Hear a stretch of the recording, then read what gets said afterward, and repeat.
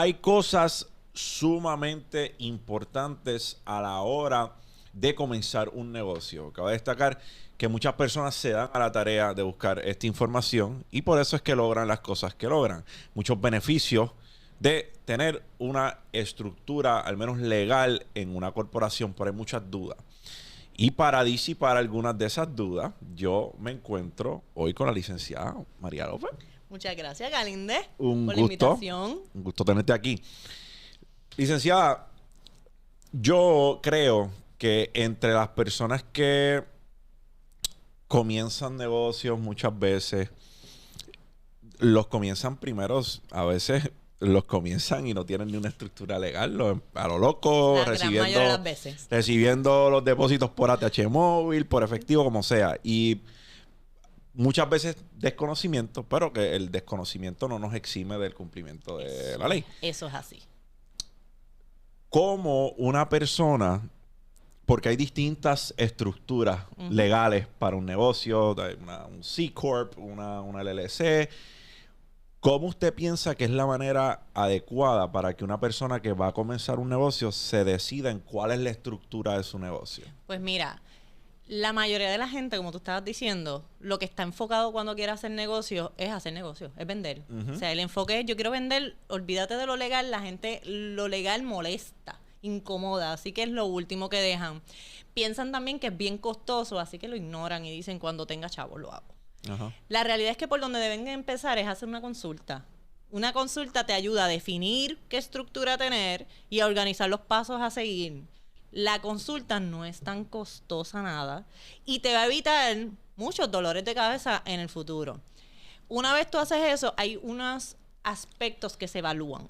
Por ejemplo, se determina qué es lo que tú vas a vender, a quién te vas a dirigir, cuánta gente hay en ese negocio dirigiéndolo, quiénes son los dueños, es uno, hay dos, hay tres, a dónde te vas a enfocar en Puerto Rico, en Estados Unidos, a nivel internacional, qué es lo que quieres hacer en el futuro con ese negocio, para establecer cuál es tu mejor estructura. La mayoría de la gente empieza sin saberlo como un DBA, como lo que se conoce como un DBA.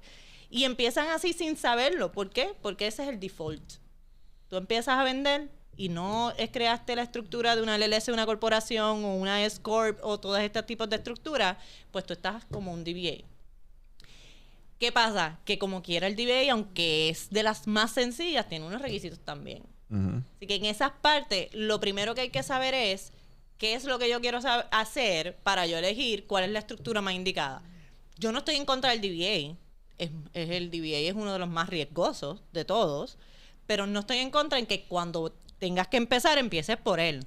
¿Riesgoso en qué sentido? ¿En la separación de los bienes de lo personal? Exactamente, como el DBA, el nombre correcto es negocio individual, pero lo utilizamos así como DBA. El DBA es doing business as, haciendo negocios como. Exacto. Pero realmente el DBA, por la razón por la que yo insisto en que le digan negocio individual, es que una LLC puede tener un DBA, una corporación puede tener un DBA, que es conocido con otro nombre. ¿Okay? Así que en realidad ese es el negocio de individuo, que es que yo como individuo estoy haciendo negocio. Yo haciendo eso, ¿qué estoy haciendo? Yo no estoy dividiendo mi ingreso. No estoy dividiendo mi bolsillo, que es como yo siempre lo digo. Todo lo que genera ese DBA lo estoy generando yo. Pero también todas las obligaciones que genera ese DBA son mías también. En caso de una demanda, respondo yo. Entonces ese es el riesgo mayor. Que si tuvieses una casa y te demandaron, pues básicamente te están demandando en carácter personal y todos tus bienes pueden estar en riesgo. Todos los bienes, casa, auto, cuentas bancarias, lo que tengas puede irse enredado. Ok, una vez, ¿verdad? Tengan una estructura decidida, supongamos que la persona pues ya hizo la consulta con un abogado o no la hizo, dijo, mira, yo busqué en internet y yo entiendo que la mejor estructura para mi corporación es un LLC por la información que yo he buscado. ¿Cómo alguien que va a empezar su negocio inscribe su corporación? Podemos usar el ejemplo, ya que estamos aquí en Puerto Rico, cómo funciona aquí en Puerto Rico, pero en global yo creo que en Estados Unidos es a veces hasta más fácil el proceso de inscripción. Podemos hablar de todos. Vamos allá. En Puerto Rico vas al Departamento de Estado, el Departamento de Estado es electrónico, así que vas a la página del Departamento de Estado, buscas entonces la parte donde primero tienes que buscar el nombre para ver que está disponible y llenas la solicitud de inscripción, pagas los costos que te solicitan y queda inscrita técnicamente, ¿ok? Técnicamente no queda inscrita, pero técnicamente te voy a explicar por qué es lo que viene después. Antes de entrar a eso, en el caso de Estados Unidos, como no hay un registro federal, es dependiendo en cada estado en que estés. Así que cada estado tiene sus propias reglas. Ya. La mayoría de los estados tienen básicamente el mismo Las mismas procedimiento. reglas. Ok. Bien parecido, lo que va a cambiar es el costo. Y Ok. aquí a lo mejor te cobran 150, en otro te vienen y te cobran 20 pesos, en otro te pueden cobrar 100, en otro 200. Generalmente aquí somos más caros. Voy a imaginar que el proceso, si aquí en Puerto Rico ya está que lo puedes hacer completamente en línea, en Estados Unidos sería igual de fácil. Sí, lo puedes hacer en todo muchos línea. estados, yo he trabajado con muchos estados con clientes y lo tienen online. O sea, nosotros lo hacemos desde acá online para los clientes, así que con eso no hay problema. En Puerto Rico no es, el costo son 250 de inscripción como tal. Para inscribir tu Para corporación. inscribir la LLC. LLC. La corporación son 150. Cada una, dependiendo del tipo de estructura, si es con fines de lucro, si es sin fines de lucro, van a ser los costos, ¿verdad? ¿Cuáles son las diferencias? No, obviamente tienen muchas diferencias a lo mejor estas estructuras legales, pero ¿cuáles son las diferencias más marcadas, supongamos, entre un C Corporation, una corporación, y un LLC? Pues mira, son bastantes, pero de las principales... Las más marcadas, por Las así decirlo. principales y que me gusta más es que a mí me gusta mucho la LLC porque es más flexible. Es más flexible, por ejemplo, la corporación es más jerárquica, ¿verdad? Tiene pues los accionistas, tiene que tener una junta de directores, tiene que tener unos oficiales, entonces tiene esa jerarquía interna que es un requisito que esté. En la LLC no. En la LLC los dueños son los administradores, pueden ser directamente los administradores y ya está. Pero tiene la flexibilidad de que si tú quieres montar toda La esa... jerarquía puedes hacerlo. La puedes hacer. Ese es uno. Otro es la cuestión tributaria. La corporación tributa lo que se le llama la doble tributación, que es la corporación recibe el ingreso y tributa por ese ingreso, y cuando reparte dividendos, el accionista tiene que pagar tributación. En el caso de la LLC, tiene una elección. Puede elegir tributar así como corporación o puede elegir tributar como sociedad. La sociedad lo que hace es que recibe el ingreso, no tributa, y le envía esa responsabilidad a los socios para que ellos en su tributen en carácter personal. Entonces el porcentaje es distinto. La LLC entonces puede elegir o una o la otra. Esa flexibilidad no la tiene más ninguna, más que las entidades conducto.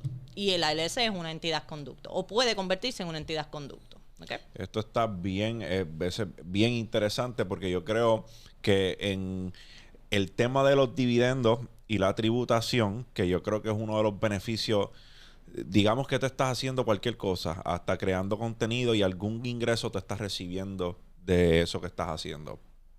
Debes tener una corporación o debes tener una estructura legal, quiero decir. Sí. Sea una LLC, lo que tú quieras. Porque muchas cosas, hay muchos gastos que se pueden deducir que no lo puedes hacer como individuo y pues tributariamente hablando hay unos beneficios que están ahí. Claro, es mucho más beneficio. Por eso a veces me dicen, elegir una LLC o una corporación es más costoso. Yo le digo, bueno, depende. Porque yo puedo permanecer como DBA y a largo plazo ser mucho más costoso para mí mantenerme como un DBA, ya sea por los riesgos o ya sea porque en la corporación o en la LLC yo puedo reclamar quizás mucho más deducciones o ciertos gastos pueden ser reclamados como deducciones que a lo mejor como DBA me limito, ¿verdad? Así que de alguna manera a largo plazo siempre es mejor tener una buena elección de la estructura. Digo esto, tú puedes cambiar entre estructuras, ¿sí? No es lo más recomendable andar cambiando y cambiando. Una vez establecida, puedes cambiar la estructura. O sea, si yo comienzo como una LLC, después puedo cambiar una corporación, aunque hayan unos gastos. Porque por ejemplo, de DBA a LLC es bien fácil. Porque el DBA lo que tienes que hacer es dejar de operar como DBA y crear la LLC. Eso es bien fácil. ¿Okay? De LLC a corporación, de LLC tú tienes que disolver la LLC y empezar una corporación. Y establecer la jerarquía que ya dijimos que no existe en un LLC. Exacto. ¿Cuándo me conviene a mí una corporación? Pues me puede convenir cuando el tipo de estructura no legal, la estructura de qué es lo que yo quiero hacer con mi negocio, es bastante complicada y me conviene a mí dividir las acciones internas. Si hay acciones, hay muchos accionistas, si se va a dividir lo que se va a hacer, si vas a tener subsidiarias, todas esas cosas, a lo mejor una corporación es más afín con lo que tú quieres hacer. Así que al final, por eso es que yo digo, una consulta te ayuda a contestar interrogantes que no en todos los casos va a ser lo mismo. Ahora, tomando lo que tú dijiste, me metí en internet, busqué, me orienté o tuve una consulta, ya elegí que voy a una LLC, ¿qué hago? Pues voy al Departamento de Estado, la registro y los próximos pasos son Seguro Social Patronal, tener tus permisos. Seguro Social Patronal, eso se puede hacer en el IRS, en el Servicio de Rentas Internas. En el IRS, ahí, y esa es una solicitud que también es online. Así que ese también lo puedes editar online. Tu registro de comerciante, totalmente online también en Suri. Eso es en Suri. En Suri te registras. Para el que está siguiendo esto, está viendo este contenido que no sea de Puerto Rico, no se asuste que estamos hablando de plataformas que solamente aplican a Puerto Rico. Suri es la plataforma que tiene el Departamento de Hacienda, básicamente el fisco aquí en Puerto Rico, para hacer todas estas cosas. Es correcto. Y si estás en Estados Unidos, como dijimos inicialmente... Sería por estado. Es una cuestión por estado. Hay algunas de estas cosas que no te aplicarían. Es verificar con cada estado cuáles son esos requisitos que te piden para tú tener un negocio. Eso es todo. Y generalmente es bastante sencillo. Y si estás en Estados Unidos, es cuestión de elegir cuál es la jurisdicción que más te beneficia tributariamente también hablando. Sí. Cabe destacar que el lugar donde tú estés haciendo lo que estás haciendo, hay gente que dice, bueno, pero es que yo opero desde un cuarto de mi casa. Pues un cuarto de tu casa es tu lugar, es donde operas. Sí, no necesitas, la realidad es que tú no necesitas unas oficinas y un edificio enorme para tener un negocio. Yo tengo muchos clientes que su negocio es una computadora en cualquier lado de donde están. ¿Okay? Así que, y tienen que cumplir con todo esto de todas maneras. Ellos tienen que tener su LLC si lo van a tener registrada, tienen que tener su seguro social patronal, tienen que tener, en el caso de Puerto Rico, ¿verdad? Tienen que tener su registro de comerciante en Suri y tienen que tener sus permisos. ¿Que lo voy a trabajar el permiso de forma distinta? Sí, pero que los tengo que tener, los tengo que tener. Licenciada, se ve mucho por ahí que vamos a, ¿verdad? Hipotéticamente, hablando un ejemplo, que una persona tira fotos, es videógrafo o es una persona que crea contenido. Tira fotos, graba, hace lo que tiene que hacer. Presta y le pagan casi siempre como servicios profesionales. Yo no voy a decir que siempre, porque hay algunos que están operando como corporación y eso está bien. Pero algunos con ese cheque como servicios profesionales y lo depositan personal. ¿Necesitas una estructura legal o usted recomienda que tengan una estructura legal por esos servicios profesionales que están brindando como quiera? Eso es una muy buena pregunta y yo creo que es una cuestión de... Mi recomendación siempre es la siguiente.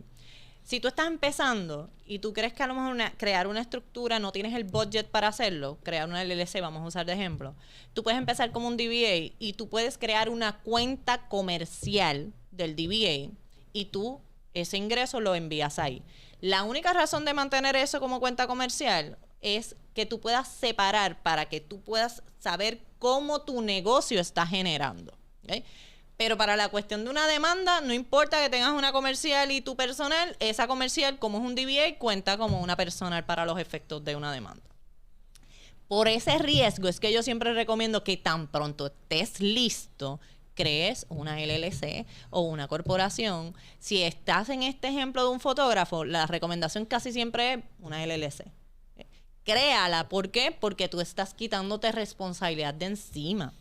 No importa el tipo de negocio que tú hagas, por más fácil y sencillo que suena, siempre hay riesgo. Entonces te quitas y te eliminas o te disminuyes en lo posible esos riesgos de demanda, de que alguien haga una reclamación por incumplimiento de contrato. Pues esas cositas las eliminas así. En este caso, si una persona tiene una corporación o tiene una LLC, y podemos seguir con el ejemplo del fotógrafo, pero también podemos... usted puede llevar la pregunta al área que usted quiera. ¿Qué tipo de contratos usted recomienda que estas personas tengan? Que es como que, ok, hay un montón de contratos que podemos hacerlo, un montón de contratos de los que podemos hablar. Yes. Pero no te lo despinta nadie. Estos son cosas que tú debes tener. En el ejemplo de un creador de contenido un relevo para utilizar ese contenido. No sé.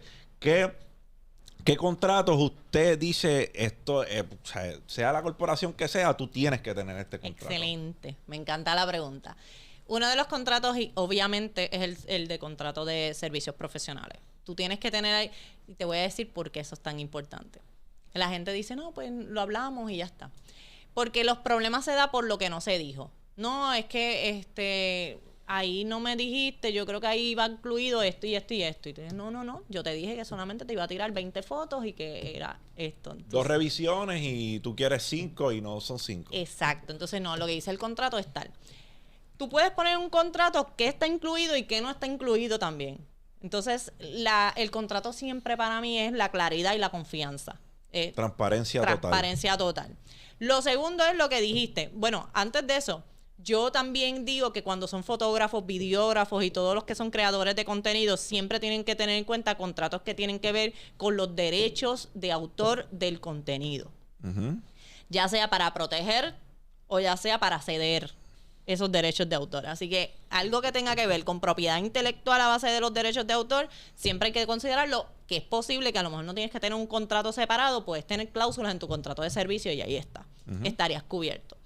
Si hay conversaciones que están siendo antes de que se dé el negocio, pues un acuerdo de confidencialidad siempre es bueno. Pero ese es solamente cuando es que la información que se está hablando no se puede divulgar. No quieres que se divulgue. Eso le conocen por ahí como un NDA, que es un Non-Disclosure Agreement. Eso es, estamos discutiendo esto, yo no voy a hablar nada, tú no puedes hablar nada. Y casi todos los NDA, no todos, dependiendo cómo lo hagan, pero casi todos los NDA van both ways, ¿sabes? Tanto como la persona no puede divulgar información tuya y tú no puedes divulgar información de la persona. Correcto. Digo esto porque recientemente, no es un mito, estuvimos en conversaciones con el Baloncesto Superior Nacional para adquirir el equipo de los Capitanes de Arecibo. Obviamente no fuimos las personas seleccionadas, hubo una oferta mayor a la de nosotros por el equipo y esa persona fue la que se quedó con el equipo. El detalle está en que mucho antes de que se acabara la negociación ya habían divulgado muchas cosas a un periódico de aquí de Puerto Rico. Okay. Pero la otra parte dijo que no fueron ellos tampoco. Al parecer había alguien infiltrado sacando esa información. Pero por eso es que discuto lo que discuto. Los NDAs, en este caso, en este que nosotros teníamos, nos cubría a ambos. Era un NDA que nosotros no podemos divulgar, pero usted tampoco pueden divulgar nuestra identidad, no pueden divulgar, y eso no pasó. Y yo voy a mencionar algo, obviamente no conozco los hechos, así que quede claro que lo que voy a mencionar no tiene nada que ver, yo me estoy enterando ahora. Pero cuando hay un contrato de confidencialidad y se filtra información, independientemente de quién había hecho eso, se evalúa en esa confidencialidad si las partes hicieron todas las gestiones necesarias para mantener protegida esa información.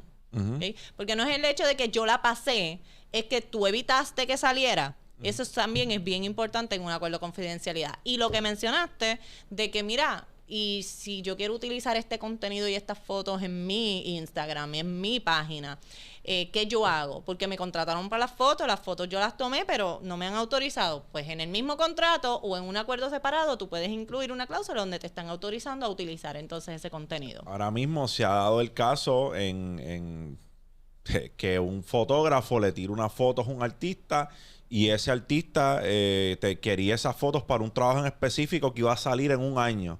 Y el fotógrafo vino y divulgó la foto. Y el artista, papi, pero es que eso yo lo iba a sacar, pero ¿por qué tú sacaste eso? Esos problemas se evitan en un contrato. Tú puedes hacer un contrato donde tú estableces, porque esta es una cuestión de cesión de derechos muy probablemente. Si tú eres un fotógrafo y yo te estoy contratando a ti y lo que tú vas a hacer es para que yo mantenga la propiedad intelectual de ese producto, entonces tú me vas a estar a mí entregando de antemano diciendo que lo que vas a crear va a ser mío. Y no tienes derecho de autor. No se crea un derecho de autor para ti. ¿Ok? Ahora, cuando esa cláusula no existe y tú creaste el contenido, se creó un derecho de autor, un copyright a tu favor. Porque tú eres el creador de la obra. Si yo lo quiero, yo tengo que hacer un contrato contigo de cesión de derechos para que tú me cedas tus derechos. Pero los derechos ahí son tuyos. Por eso es que es bien importante saber en qué momento yo estoy acordando algo, para saber qué es lo que yo voy a estar poniendo. Y eso es súper, súper importante para los creadores de contenido. Casi siempre yo recomiendo firmen un contrato antes. Después que ya se creó, tú estás jugando con la buena voluntad de la gente. Y no todo el mundo tiene buena voluntad. Exacto. Sí, ahí es mejor, yo creo, que anticipar el golpe y pensar que todo va a salir mal en lugar de asumir que va a salir bien y la historia sea otra. Sí, y pasó, por ejemplo, eso de la foto le pasó a Jennifer López hace un tiempo atrás. En el caso creo que a la inversa, me parece que Jennifer López utilizó unas fotos que le había tirado un fotógrafo de estos de farándula. Y ella usó la foto, pero no podía porque el derecho de autor le pertenecía a él. Y ella lo usó, así que ya sabes lo que pasó. Y de ahí me imagino que aprendió también a que hay que pedir permiso, aun cuando la persona que sale en la foto era Jennifer López. Claro. Y soy yo mismo, ¿verdad? También hay personas que piensan que tienen no sé cómo se llama legalmente, pero no hay expectativa de privacidad cuando tú estás en un lugar público. El fotógrafo, tú estás en un lugar público, te tira una foto. Tú no le puedes demandar porque él te tira una foto tú estando en un lugar público. Sí, se llama así, expectativa de intimidad, pero cuando eres una figura pública versus cuando no lo eres, ese derecho trabaja de manera distinta. Ajá. Número 1. Número 2, cuando yo soy una persona privada y tú escoges mi imagen para explotarla económicamente, yo tengo un derecho, pero no es de propiedad intelectual, o sea, no es de copyright, de derechos de autor, es de imagen propia. Entonces ahí yo tengo otro derecho constitucional que puedo reclamar. Pero en el caso de ella, que es una figura pública, tiene otro, ¿verdad? En cuestiones de los derechos, ahí se inclinó la balanza más al derecho de ese fotógrafo. Pues, son cositas que vale la pena averiguarlas. Yes. Yo creo que para darle closure debemos también hablar en la manera que podamos de los work for hires. Hay gente que están recibiendo un work for hire y realmente no saben lo que están recibiendo, lo firman y al final se molestan, pero fueron ellos los que firmaron. Sí. ¿Qué es el work for hire? El work for hire es parte de lo que venía diciendo cuando a ti te contratan para hacer algo, crear contenido, tirar fotos, videos, lo que sea que te estén contratando. Lo que está haciendo la persona es previniendo que lo que tú vas a crear no te va a pertenecer a ti. ¿Sí? Y yo te estoy pagando para que esos derechos de autor me pertenezcan a mí. Así que tú me firmas el work for hire y ahí no te pertenece nada. Tú no tienes derecho a explotarlo, tú no tienes derecho de utilizarlo. Eso es mío. Yo tengo el derecho. Yo te puedo autorizar, pero tiene que, obviamente por escrito, tengo que autorizar, pero esto es mío. Entonces el work for hire funciona así. A veces en el work for hire lo utilizan de dos formas. O sea, le incluyen cláusulas que no son de work for hire. El work for hire es para el antes de... La cesión de derechos es para después de. ¿Okay? Después de crearse el contenido o la obra, el work for hire para antes de crearse la obra. Esto lo digo porque se ve en muchas áreas. Para decir un ejemplo, en la industria de la música, cuando hay compositores, y estos compositores fueron parte de una obra para esa canción, muchas disqueras que te dan un work for hire. Y el work for hire significa que yo te voy a pagar lo que vale el trabajo. ¿Cuánto vale? $5,000. Perfecto. Le pagan los $5,000, se lo dieron a fulano de tal lo grabó, es un mega hit y tú no tienes derecho al máster, a nada, a regalías, no tienes derecho a nada de ese tema. Ese tema ahora le pertenece a esa disquera. Hicieron millones de dólares y tú te fuiste con tus 5,000 pesitos. Es la cosa. So, hay que tener mucho cuidado a la hora de ver estos documentos. Instrúyase, busque información antes de firmar. Cuando tú firmas... Y no se sienta presionado. A usted le dan un contrato, usted puede decir... A mí me gustaría discutirlo con mi abogado. Mi abogado. Me lo llevo y te lo firmo y te lo traigo luego, después que lo discuta. Ya está. Tienen la obligación de dejarte discutirlo con tu abogado porque tú tienes que saber inteligentemente qué es lo que estás firmando. Así que... Siempre que le den un contrato, los contratos se hicieron para cumplirse. Hay gente que se limpia el culo con ellos, pero esa no debe ser la norma. Pero existen seres humanos que lo hacen. Pero no, los contratos se hicieron para cumplirse. Claro está, hay unas cláusulas en un contrato que si pues la parte que está dando el contrato no cumple con ella, pues tú también tienes tus maneras de zafarte a lo mejor del contrato. Exacto. Pero los contratos se hicieron para cumplirse. No, verdaderamente antes de usted firmar algo, antes de usted decir yo soy responsable de lo que está sucediendo aquí, bien importante que usted consulte. Las personas más exitosas del mundo no son las más exitosas del mundo porque ellos controlan todo.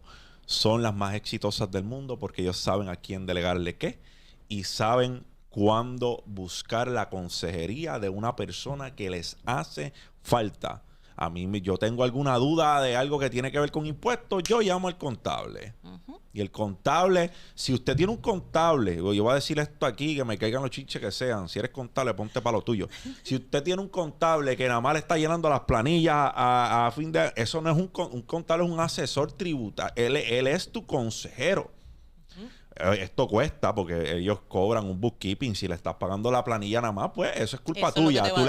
Tú le estás pagando por hacerte las planillas nada más. Eso es culpa tuya. Eso no es culpa del contable. Tú le estás pagando un servicio y él lo está dando. Ahora, si ese contable te está cobrando bookkeeping todos los meses, él es tu asesor. Se entienda, tú vas con una duda. Mira, esto que voy a recibir, ¿cómo es que se supone que esto lo hagamos para que el golpe sea lo justo que permite la ley? Porque todos los ricos son evasores contributores. Legalmente. Son evasores legales. Ellos utilizan la ley para poder beneficiarse en lo mayor posible. Así que si la usan es porque hay algo escrito y la mayoría de nosotros entonces acá andamos que no queremos leer, ¿verdad? Digo, yo no me voy a incluir porque yo ando leyendo, así que no me voy a incluir en el grupo. Pero hay que leer y si estos libros, el Código de Rentas Internas es un sendo librazo. Un mamotreto. Así que si no lo quieres leer, para eso está el contable. Sepa la diferencia entre un contable y un contador. Un contable es un contable autorizado aquí en Puerto Rico para ejercer. Y un contador no tiene la licencia. Esa es la diferencia. ¿Okay? Entonces, no quiere decir que el contador no sirve ni no funciona, pero sí, si usted va a hacer una reclamación ética, el colegio de CPA no cubre al contador, es al contable. Al contable. Esto lo digo porque hay mucha gente que está haciendo pataletas y cantaletas con el Acto 60 y lo entendemos. A lo mejor el propósito con el cual se estableció el antiguo Act 2022, ahora Acto 60, no está siendo a lo mejor muy exitoso, pero el Acto 60 no solo cubre a los extranjeros. Hay unas partes en las cuales también el puertorriqueño está cubierto siempre y cuando cumpla con unas cosas en específico. Hay unos decretos que te ayudan, pero no te van a decir esos incentivos. Tú tienes que encargarte de buscarlos. Y en general, los abogados saben, hay abogados que se especializan en eso. Son abogados tributarios, abogados de taxes. ¿Cómo se llama? Sí. Generalmente cuando trabajan derecho tributario. Derecho tributario. Son abogados que trabajan tributario, algunos de ellos son contables y son entonces abogados. Nosotros trabajamos incentivos en nuestra oficina, así que como quiera los trabajamos. Si usted quiere tener más información de incentivos, vaya a la página del Departamento de Desarrollo Económico, que es la agencia que está encargada de la ley 60, ¿verdad? Que es la que está mencionando Galinde. Y bajo la ley 60 hay varios incentivos. Exportación, jóvenes empresarios, está el de la ley 20, lo que antes era la ley 22, el de la ley 20. O sea que hay varios incentivos bajo esa misma sombrilla. Esto es bien importante hablarlo. Esta no es información que se la van a dar a usted voluntariamente. Usted tiene que ir, usted tiene que leer. Y si usted no quiere leer y usted no quiere instruirse, eso está perfecto. Busque a quien le oriente. Muchas personas dando servicio y exportando y pagando la tasa regular. Entonces, no es justo porque la ley está escrita. Tú no estás haciendo nada mal. Tú estás siguiendo la ley, pero te tienes que beneficiar de ella. Y esa es información que no te la van a dar voluntariamente. Chicos, sí. Y voy a añadir por si alguno de ustedes está en eso, porque esto pasa mucho. La ley el incentivo de jóvenes empresarios es un incentivo que cuando no cualificas para ningún otro está ese incentivo. Es para jóvenes desde los 16 hasta años los 35. hasta los 35. Si tú caes en ese renglón, ten presente el cash que tiene este incentivo. Cubre hasta $500,000, ¿eh? Hasta 500,000 los 500. primeros 3 años. Los primeros 3 años hasta 500,000. Mira, Donita, cero tributa. Cero. Pero cuando tú creas tu empresa, tiene que ser después de haber solicitado el incentivo. Si la creas antes, te lo van a denegar. Así que ten eso ahí, anótalo, ponle asterisco, ponlo bien grande. Asegúrate de que ese incentivo, si lo quieres, solicitarlo antes de empezar. Todas estas son cosas que hay que discutirlas. Tenemos personas que no se están beneficiando de ellas. Para el que no es de Puerto Rico, Puerto Rico es un paraíso fiscal para muchos extranjeros, y no todas las cosas que le aplican a los extranjeros nos aplican a nosotros los puertorriqueños. Correcto. Y eso se hizo con un propósito. Queríamos incentivarlos para que se mudaran aquí, gastaran dinero en la isla y pues levantaran la economía. Esto, si mal no recuerdo, lo hizo el gobernador Luis Fortuño en 2016. Me parece que fue 16. Creo que fue 2016, Luis Fortuño. Nada, son cosas que existen y no podemos ser ciegos. Está sucediendo y nos toca a nosotros hacer nuestra investigación. Por eso es que estas cosas se tienen que discutir. Y a ti, contable que me escuchas, si sabes que tu cliente está exportando, está haciendo muchas cosas en las cuales se beneficiaría de un decreto, de cualquiera de estos incentivos, mano, apúntalo en la dirección correcta. Yes. No seas cabrón. No dejes que ese cliente pague más de lo que tiene que pagar. Y si no sabe, que me ha pasado con otros abogados, refiérelo, porque está bien, hay contables porque estamos hablando de ley.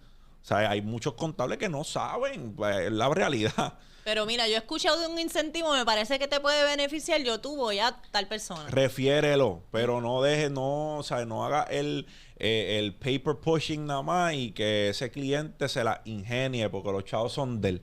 No, porque yo te aseguro que si tú le cuidas el bolsillo a ese cliente, tú vas a tener ese cliente para siempre. Hagan eso, mano. Y esto lo digo, esto lo digo para todo el mundo. Un contable es una herramienta. Así que busquen su asesoría, ya sea en contabilidad, asesoría legal, busque su asesoría. No lo sabemos todo. Hay gente que quieren ser un jack of all trades, pero son un master of none. Hay que buscar asesoría. Para eso tenemos personas como la licenciada. Licenciada, ¿dónde la consiguen en redes sociales? Me consiguen en Instagram, en Facebook como Derecho SOS, así como la emergencia. Tengo el podcast también Negocio Legal SOS, lo encuentran en YouTube, también en Instagram y la página web derechosos.com. Vayan, suscríbanse, el contenido de la licenciada es a otro nivel y no solo eso, necesitamos saber estas cosas. Está bien que el entretenimiento está cabrón, a mí me encanta, pero es necesario que nos instruyamos y es necesario que armarnos de conocimiento, porque si no lo hacemos nosotros, nadie lo va a hacer. Eso es correcto. Bueno, champs, si les gustó este contenido, compártelo con alguien que le pueda beneficiar. Para mí es un honor, como siempre, comunicarles. Me consiguen todas las redes sociales como José Galíndez PR. No te quites ni para el carajo. O sea, por ti, por los tuyos, por los que vienen detrás de ti. Me fui. Gracias, licenciada.